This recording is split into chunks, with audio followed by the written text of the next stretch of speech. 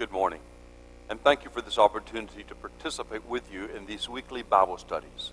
The past couple of weeks we have been looking carefully at the book of Genesis and learning something about the character of God, particularly in the first 2 chapters.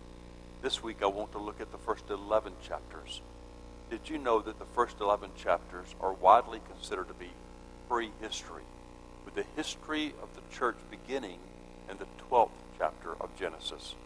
What prehistory means is that the stories that are told there do not consider it important to identify place or time in the telling of these stories. Place and time are important parameters for any history, but history is not considered in the first 11 chapters. So therefore, the stories of the first 11 chapters are really told as sagas. Now, you can believe that a saga actually happened in history, or you can believe it's just a created story to communicate a truth. I believe it doesn't matter whether a history or not. I do believe that the stories in the first 11 chapters did occur, but it's irrelevant whether they occurred or if they were just told to communicate a truth. What is always important is the truth that is conveyed in the telling of these stories. Let me give you an example. I was in 3rd grade. I was living in Gwinnett County, Georgia, just outside of Atlanta, and I was introduced to the concept of Native Americans. And I learned that in that particular area, the Native Americans were 2 different nations, Cherokee and Creek.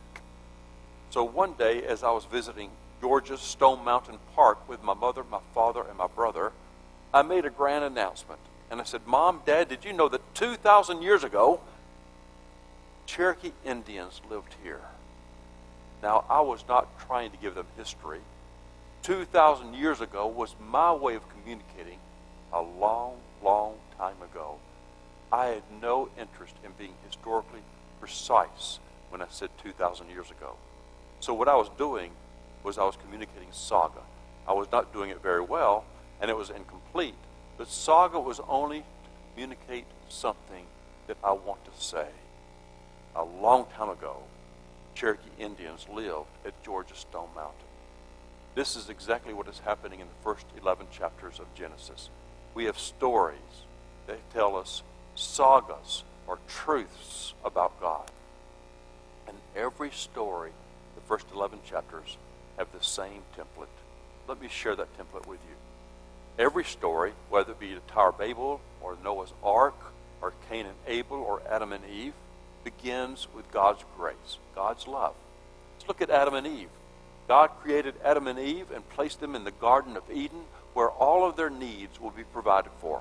God's grace. God is one who loves Adam and Eve and is taking care of all of their needs. But then, following God's grace, there is disobedience. Adam and Eve do what they were told not to do. So they answer God's grace with disobedience. Following disobedience are the consequences.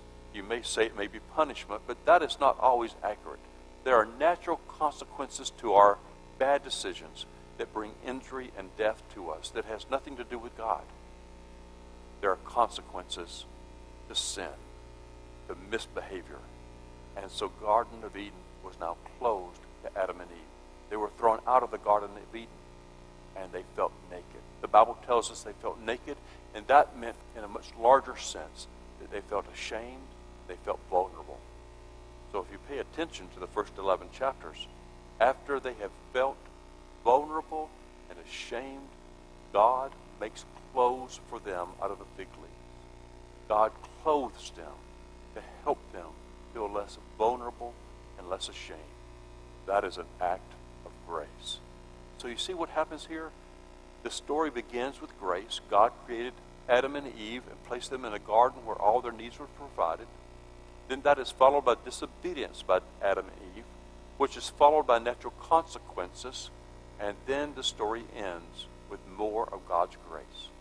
Every story in the first 11 chapters is told on the same template.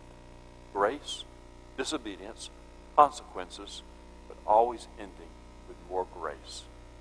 The stories of the first 11 chapters are given to us to set a tone for understanding history when it begins in the 12th chapter of Genesis, when a man by the name of Abram was called by God to leave the city of Ur, to go forward into an unknown place, to claim a promised land, and his name was changed to Abraham.